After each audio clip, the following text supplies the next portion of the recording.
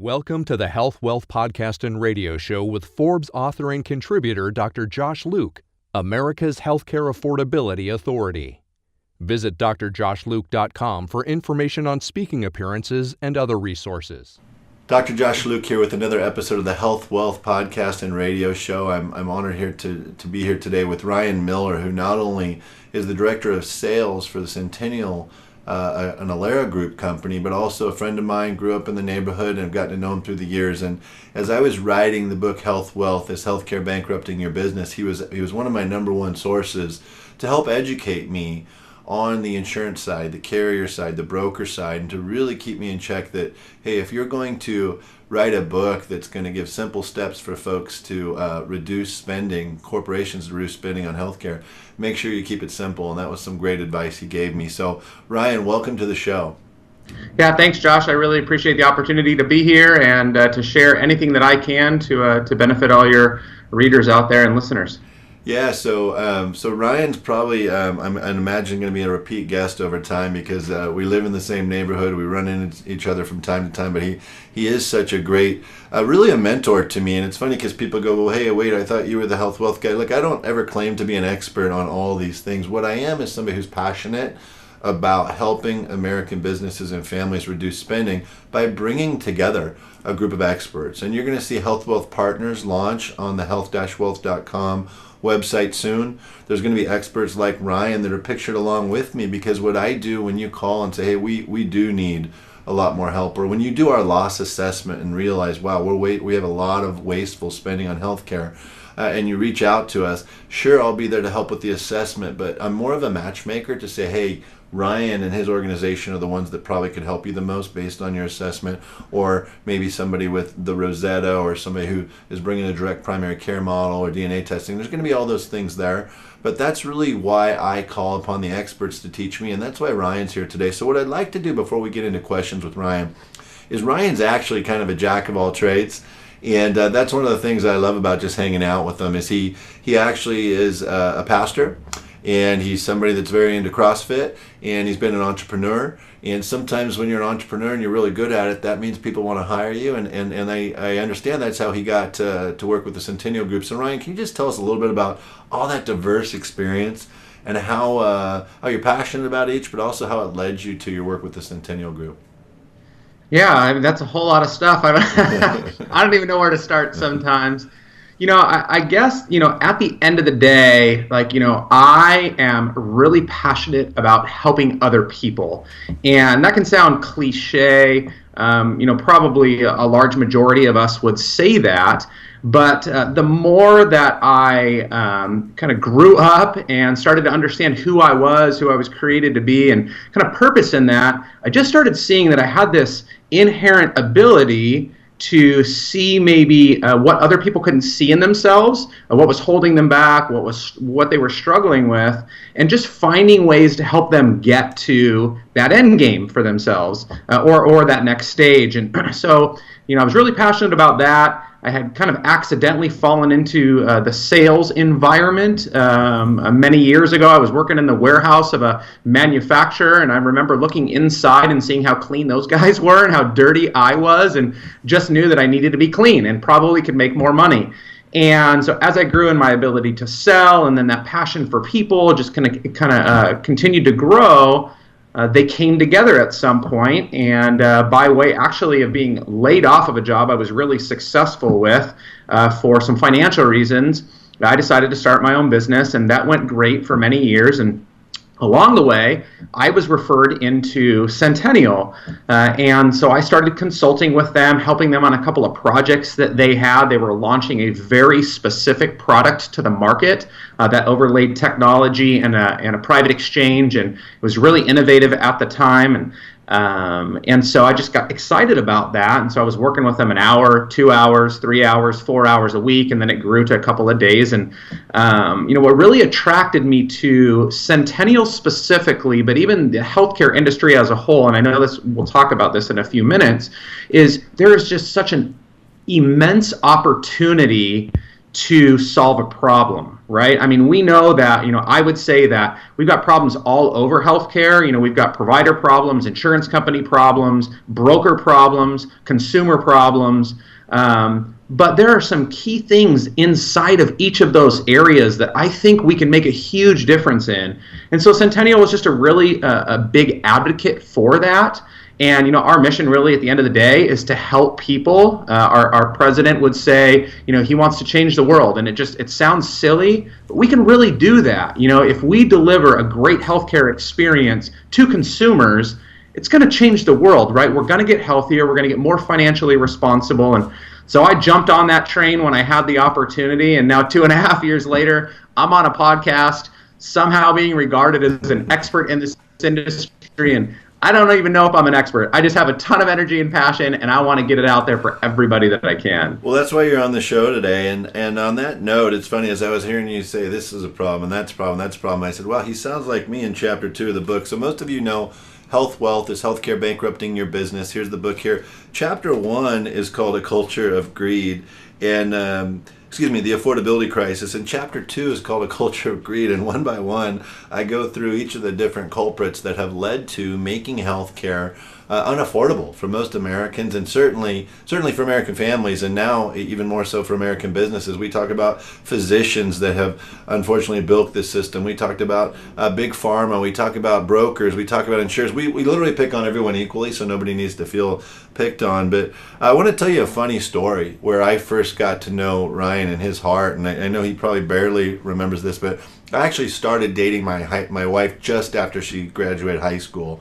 And she was 18, and I was 5 years older. And I remember times were tight, and I bought a car stereo, and I wanted to get it installed in my car.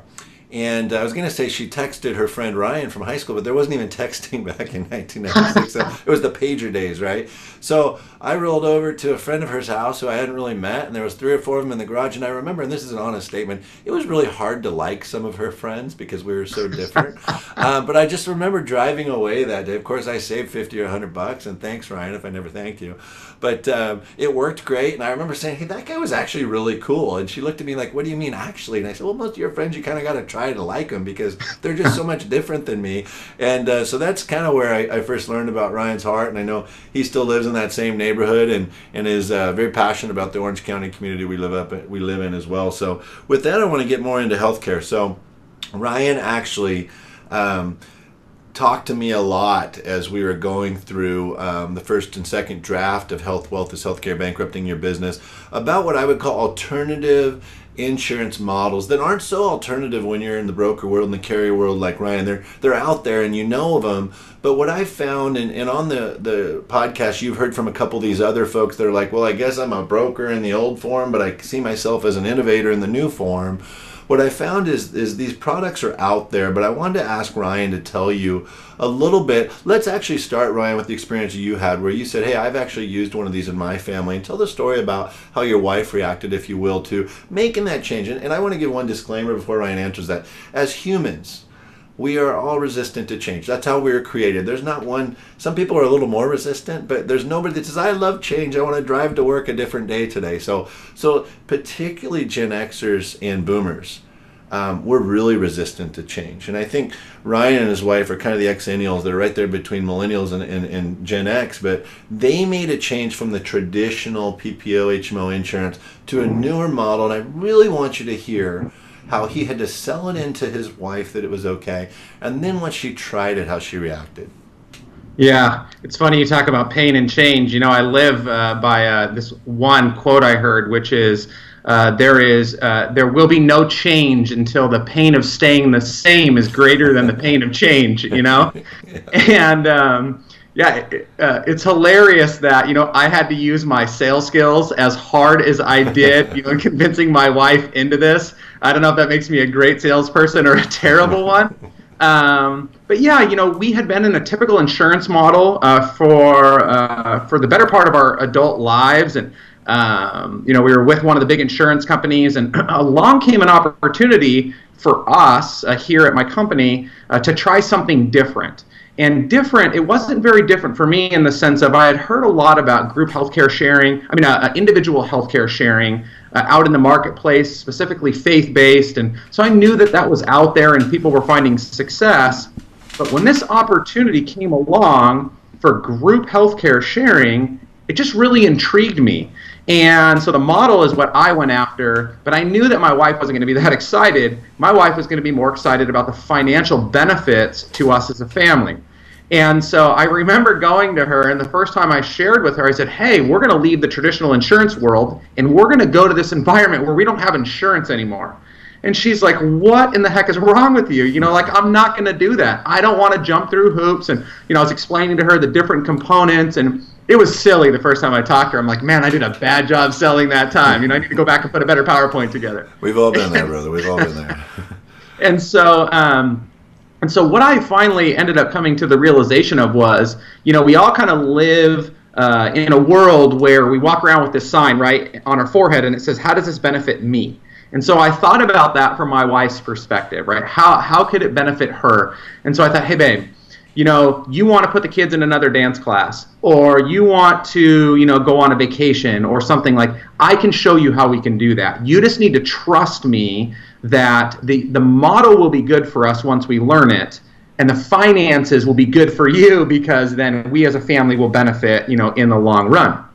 And so I gave it a go. And, I don't know if now is the appropriate time, but, I can share with you some of the early experiences we had and then what that translated into, which was a really big benefit for her. So, maybe now at that time. Yeah, share a little bit, Ryan. I remember what really, having 3 middle school and now high school age kids, as Ryan and I were discussing, putting together Health Wealth and some of his thoughts on what he'd experienced. Because remember, and I'm going to ask him in a second to tell us a little bit more about Centennial and what different offerings they have. But he knows about a lot of them, has experienced them. But what really dawned upon me is when he made the comment, I'm sure, Josh, your wife having to get 3 kids to school and one of them sick, then having to get a doctor's appointment, go at that time, pick the kid up from school if he decides to go to school, wait in the waiting room, give him the insurance card. It's a 3-hour ordeal, and she already had plans for the day, right? Yeah. So I remember you telling me about the first time that your wife made the jump, and we say make the jump, but scheduling a telehealth appointment in your home is probably the easiest thing in the world. So can you tell us when she made the jump, scheduled the appointment, and how she reacted after it was over? It validated all that I've been saying all along, right? Like I was waving the flag. I'd explained to her that, it's as simple as hopping on your phone, opening up the app, scheduling a call, and the doctor will call you back. And she's like, come on, it's just not that easy.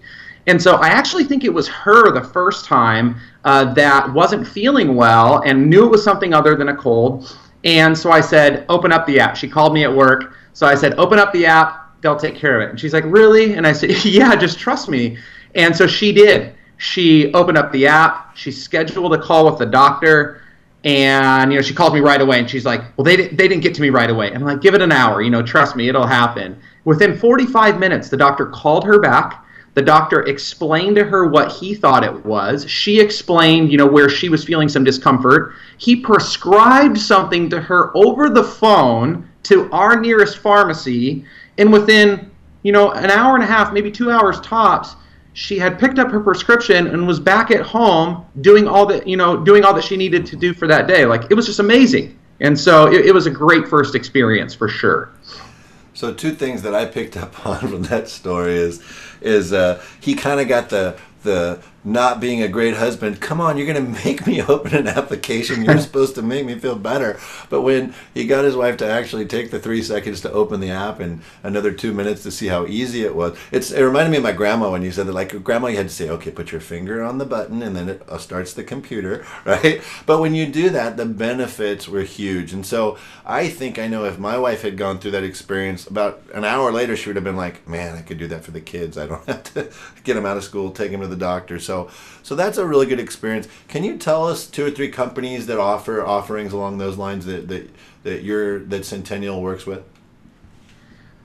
We work with a host of different local organizations. What we found is there's typically an affinity to organizations that have some sort of deep-seated philosophical values around their community, well-being, their employees, and there's a local school here, Valley Christian Schools, and so they've found some success in utilizing that system. So they're the one that comes to mind right out of the gate. There's a couple of other churches in the area, and then actually we have a couple of larger clients that have started to find some success in the same model as well. But to really, I mean, it's not just something that we offer. Actually, we here at our company, we use it, and we have quite a few employees that are seeing a lot of success, both financially and physically, by being able to use the system. Ryan, do any of the clients that you mentioned, whether it's a school or companies or churches, do any of them have a specific room that they've set aside just for telehealth to reduce absenteeism and lost time that you're aware of? Nobody that I'm aware of, but when we talk to people about telehealth, it typically doesn't happen during the day, right? I mean, the two things that happen when we're asleep in the middle of the night in Southern California are earthquakes and the stomach flu. And so, that's typically when it happens. And so we show them how easy it is from their bed to grab their phone and dial the doctor. Like, nobody wants to go to the urgent care in the middle of the night. And so that's where normally we see the biggest wins in terms of telehealth. And the way Ryan just described it, even a high school student at Valley Christian could schedule an appointment from their app. Lord knows that the kids love to play with their phones while they're in class, but they could schedule their appointment during the lunch hour, walk out to a private area, and avoid the whole process. I mean, it's so hard to get your arms around how easy this is, that America is actually so far behind other countries in adopting this technology in the healthcare space because we're so resistant to change. It's so hard to believe. But the point that I think Ryan made really well and that I kind of asked him to make in his personal life was, once you try it, you just kind of like, wow, that was amazing. But what you realize later is this technology in many cases has been here for 10 or 15 years. It's just more so waiting for us to adopt to it. So I also want to share with you before I forget that Ryan has been gracious enough to share that he's participating in the Masters of LinkedIn Summit in Los Angeles May 10th. He's going to be part of the Health Wealth panel where we're going to be talking. I'm actually not on that panel, but I'll be there talking just about health wealth in general. And so I'm excited to get Ryan together with 3 or 4 other experts nationally in the healthcare space who also embrace social media, because I know Ryan is a big fan of social media as well. So I wanted to talk about a population health movement that you and I talked about. Population health, for those that don't know, sometimes you hear it referred to as value-based care. It's really saying, hey, if we're going to bring down costs in America in healthcare, the focus has to be on the patient, not on the hospital. Really, the healthcare world has always revolved around the hospital and the insurer. Imagine that. The folks with the most money are controlling things in a capitalistic society. And the only way to bring that down is when we put the focus squarely on the patient. And what I liked about how this conversation is going is Ryan already made an example of ownership. You have to take ownership of your personal health through telehealth. So let me ask you first, before we get to Pop Health, Ryan, tell me about consumer-driven healthcare. Some people just shorten it to consumerism, but it's basically the consumer engaging in the process, quality and price shopping, just like you would if you were buying a car or a house. How much is it impacting how much your clients are spending on healthcare? If you had to say those who are engaging are saving X, those who aren't are just doing it the old way, aren't saving at all. So can you talk a little bit about that? Yeah, I mean, I think that the most recent statistics that we have seen across the country are as much as 20% savings to the employer and then also to the employee, so total premium dollar in a fully functioning a consumer-driven healthcare approach, right? So there's a lot of facets to that. It's not just using a high deductible health plan or something, but when you are controlling every area and you have influence into every area of healthcare, we're seeing significant returns. Yeah, that is significant. Whether you're mid-market or if you're Fortune 1000, 20% of a lot is a lot. So it's interesting that in Health Wealth, I actually decided to not make consumer-driven healthcare part of the 9 steps, because I actually put it before those 9 steps and said you can't do any of these without doing consumer-based healthcare. And so part one of the book is kind of how we got where we got and this system broken beyond repair, kind of prepping you for the fact that nobody's going to fix this for you.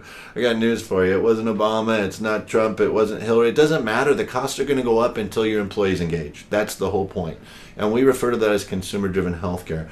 Just as a husband and wife or a single person would shop for a car on price and quality, shop for a home on price and quality, among other things, until we start doing that on healthcare, we're just not going to see costs come down. The second part of part two is a health wealth culture. So you as business owners or financial advisors, HR directors, whoever's in charge of healthcare within your organization, you can't necessarily get to effective consumer-driven healthcare unless the organization completely embraces it and creates a culture that encourages consumer-driven healthcare, has healthy offerings and vending machines, provides all the documentation for your employees to price and quality shop and look for these centers of value or centers of excellence, however you refer to them. So it's really imperative that if you're going to get to consumer-driven healthcare, you also emphasize and start at the top with a health wealth culture. So with those things in mind, I want to ask again about population health. Tell us, Ryan, I know you and I talked about quantum health. I'm sure there's others out there,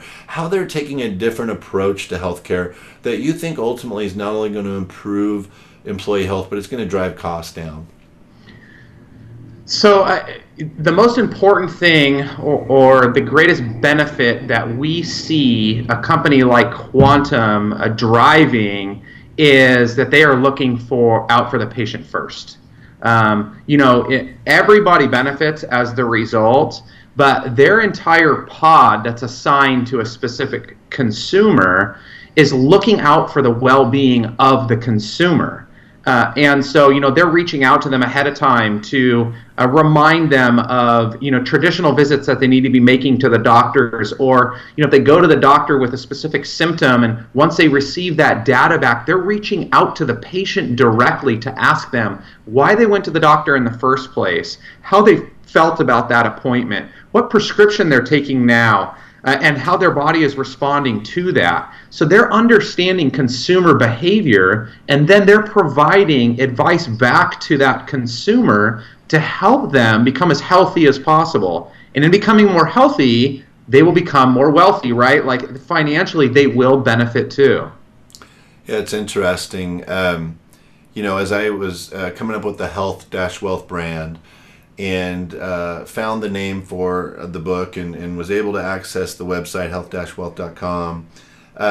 I was toying around with all these definitions. Even though I don't think health wealth needs a definition, I think people can associate that if you manage and engage in your own health, you're going to experience more wealth, whether you're an individual or a company.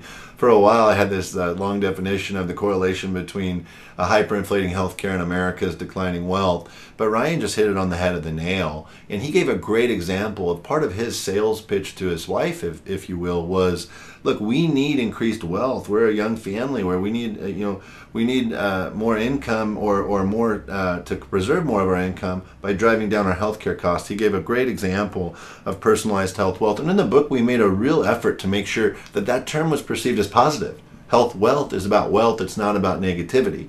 And so I love the fact that you used that example. As I listened to Ryan describe quantum health and their population health kind of care team approach, it reminded me of my 10 years as a hospital CEO with what we would call morning rounds or care rounds, where the doctor, the nurse, the case manager, the social worker, everybody gathered around either the nurse's station, and over time everybody said, oh, it's better if you go room to room. However you did it, it didn't matter. It was a morning huddle specific to that patient. And it kind of baffles me that it took the insurance world, the medical group world, those controlling costs, this long to get to the point where instead of having, a nurse navigator that was out in the field communicate to a pharmacy benefit manager who communicates then to, a social worker via email or in a different office or in a different city that takes 3 days sometimes just to communicate. Why did it take so long to get to a care team approach? And I think now that Quantum and others are there, it makes so much sense to say, hey, all these people sit in a pod and you have X amount of lives. That's the term we use in healthcare. You manage X amount of lives, of people's lives. And that way you can literally turn your chair and say, hey, how are we doing with this? We got to get her home today. No American wants to spend time in a hospital or nursing home. So what a great concept to put everybody in the same pod and to really make this real-time decision making. So there's others others out there, but Quantum Health is one that I know Ryan's familiar with and has had a good example, some good exposure to. Tell me about Lead to Health, because in the book Health Wealth, we talked about quantum. We also talked about Lead to Health. So let's use that as an example. Tell me about their model.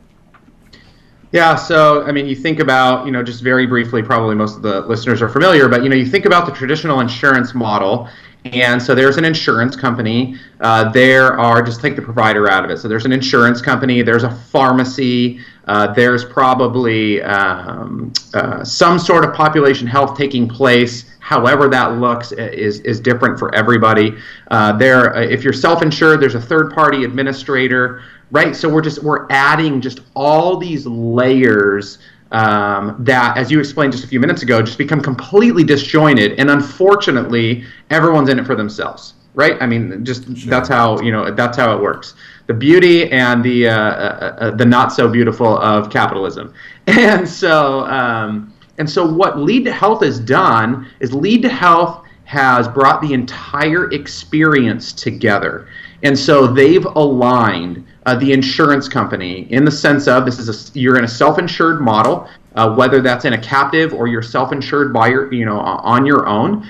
So they've taken the insurance layer, laid it over a traditional national network. They've brought in the third-party administrator, the pharmacy benefit management company. They've also brought in a healthcare blue book, so healthcare best practices, right? You're trying to look for those centers of excellence, centers of value, and then population health, as well as a data analytics platform that would just blow most of our faces off. But the beauty is everybody is working together for two primary outcomes. Outcome number one is the well-being of the consumer, right? As I said earlier, that's got to be the key. Because we know that if outcome one is taken care of, then outcome two is natural, which is the financial well-being of the organization. Healthier, happier employees will produce lower costs to these employers. And it never feels like that's the right decision to make, right? Like 90-something% of the world is doing it one way, I'm going to do it a different way. There's few people that want to take that quote-unquote risk. The problem I see nowadays is there's more risk staying in the traditional model, because we don't know what healthcare inflation is going to look like over the next 3 to 5 to 7 to however many years. We know what it looks like over the past 10, and it's ugly. And so nobody wants to be in an out-of-control environment. And so somebody like Lead to Health has really given control back to the employer by giving them an opportunity to provide this great experience, with some great financial returns. Cool. So one of the things that you shared with me, Ryan, I heard it multiple times more as I met with all the different experts that I recognize in the acknowledgement section of the book, is, hey, Josh, one thing you got to know early on is most Fortune 500 companies will say to you, we'd rather spend a little extra on healthcare to make sure we recruit the right talent and can keep them. And my reaction after thinking about that and sleeping on it is, that's absurd. I believe it to be true. I believe you're accurate. I believe everybody that told me has research that shows that that's accurate. And at this point, I think it's absurd, because as a consumer of healthcare, we're not smart enough in most cases to know the difference between a good and a bad policy, other than PPO or HMO. Most of us don't get past that. And so I'm just going to call out the Fortune 1000 companies and say that's ignorant. That's an ignorant approach, and that's just my opinion. But I also, as somebody who studies the generations, somebody who's a Gen Xer who's invested in studying millennial culture, and now because of my children and my speaking profession, I'm investing in studying Generation Z. I believe that to be absurd. I believe that the organization that wants to retain talent needs to be flexible, needs to offer these specialized offerings. And when I speak now, and I don't want to complicate the matter when I speak with 9 steps to financial recovery, I talk about the 3 Ps to health wealth, which is to have a plan, which is focused on preventative medicine and personalized medicine. And Fortune 500 companies, here's where you heard it first. That's what you should be focused on when it comes to your healthcare spending. Nothing else. You want to retain good talent? Focused on helping them develop a plan that has preventative and personalized medicine concepts, and you'll retain all the talent you want, particularly the millennials and Gen Zs, because they think of the world differently than we had as Gen Xers and Boomers. So I wanted to just have that little rant, so thank you for letting me have it. And I want to actually let that lead into a question that I have for Ryan as somebody who is, why don't you address that real quick? I think I started to ask you a question and derailed. Is that what you've learned? Do you have research that shows, do companies really believe that still?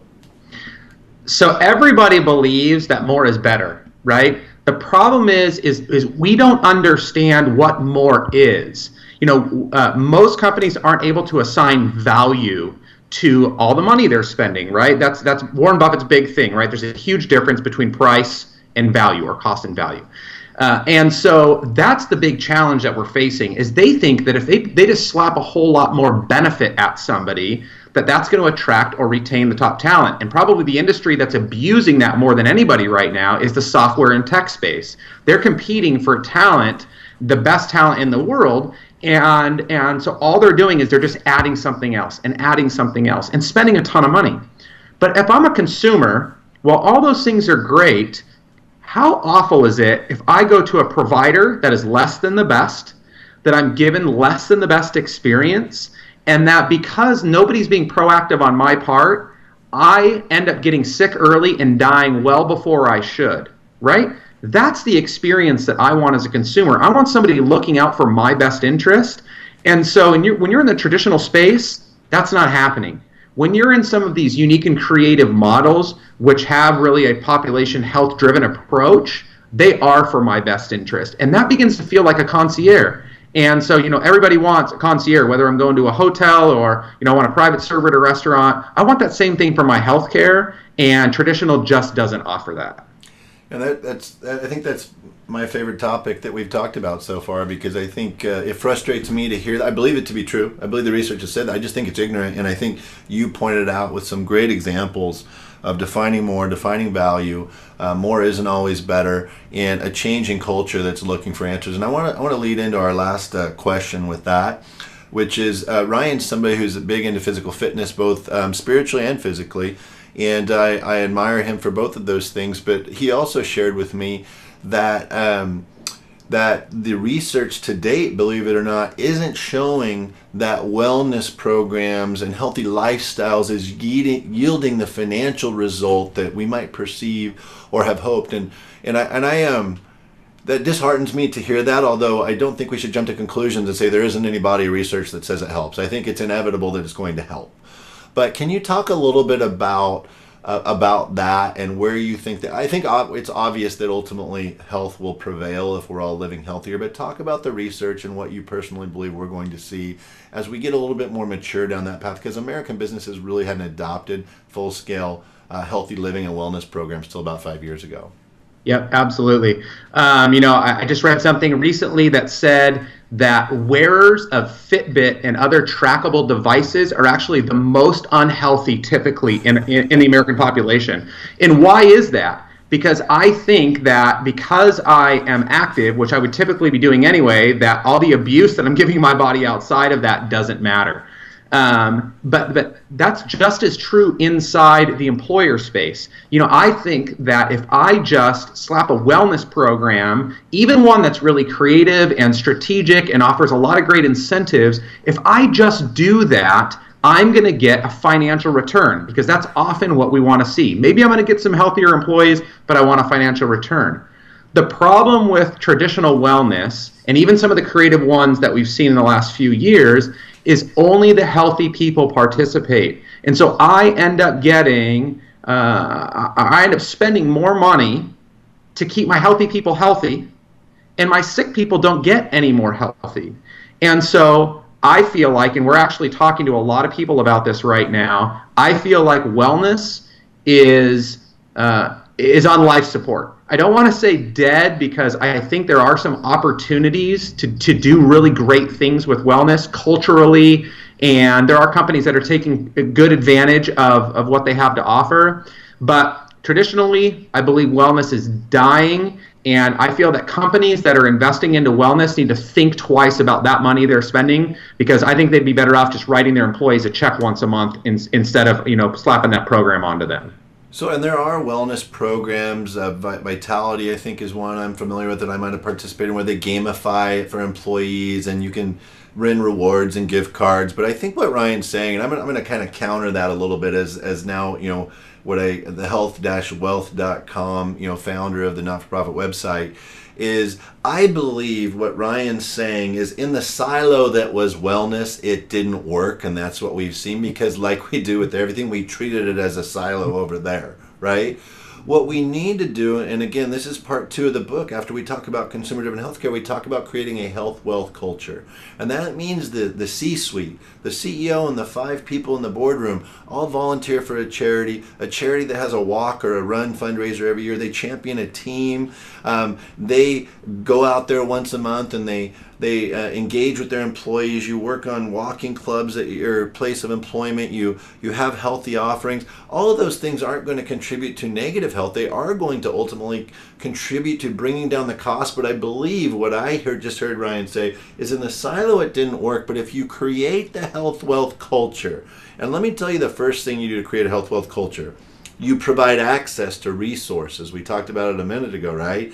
That shows you which doctors and hospitals are centers of excellence or centers of value that are just as good a quality or better for a reduced price. That's walking the walk. You want your employees to engage in consumerism? Give them the resources and tools to do that, but don't stop there. Give them the resources and tools to live healthy, to make healthier decisions. So you're really going to start with, are we going to make a decision to live a healthy lifestyle in every way, starting with catastrophic care, if you will, a surgery or procedure, and working backwards to our everyday lives, our eating habits, and our exercise habits. So I'm really glad we asked this question. This turned out to be some really cool discussion, Ryan. So I really appreciate you coming on to the podcast and radio show. And I want to close with this very important question I always close with. So what is your favorite sports team? I'm a big sports fan, whether college or pro. Who do you root for? Yeah, so, nowadays I have just about enough time to root for one team, and that's the Angels. We try and do our due diligence to get out there and be a participating sports fan and not be on our cell phone while we're at the game. That's cool. That's cool. It's funny because the one time they catch you on the Jumbotron, at least that's what they used to call it back in the 80s. Of course, you're on your phone. But so, and those of you who know me know I'm a huge Dodger fan. I know this may not make sense to you. My second and third favorite team are the Yankees because my brother was drafted and played for the Yankees for years in their minor league system. Small cup of coffee in the majors. But then my third favorite team is the Angels because, like Ryan, I live about 15-20 minutes from Anaheim Stadium. They put a good product out there. It's entertaining. And I will tell you, Anaheim Stadium is the easiest stadium to get in and out of. So it may seem very backward that I could be a Dodger and Yankee fan, but I explained why. And even more backward that I could be a Yankee and Angel fan because I don't know if there's 2 teams other than the Red Sox that hate the Yankees as much as the Dodgers. And the Angels did over the last 20 years because of the rivalries. So that's cool. And maybe Ryan and I get together and go to a game. They got Ohtani. It's going to be an exciting year. So, yeah. Hey, I want to thank you all for joining the podcast and radio show. I want to thank Ryan Miller with Centennial. You can find Ryan on LinkedIn, Ryan Miller. And Ryan, can you share your Twitter hashtag with us too, please? Yeah, my Twitter hashtag and most of my social media handles are RJM Sales Pro. So RJM Sales Pro. RJM Sales Pro, and of course I screwed that up and called it a hashtag. The Twitter handle RJM Sales Pro, or go to Ryan Miller on LinkedIn and look for Ryan at the Masters of LinkedIn Summit in Los Angeles, May 10th. You can find out more about that by visiting Ryan's LinkedIn page or mine. And thank you again for joining the Health Wealth Podcast and Radio Show with Dr. Josh Luke. We're here to make healthcare affordable in America again for businesses and families. Thanks for joining us. Thanks for tuning in to this episode of the Health Wealth Podcast and Radio Show with Forbes author and contributor Dr. Josh Luke, America's Healthcare Affordability Authority. Visit drjoshluke.com for information on speaking appearances and other resources.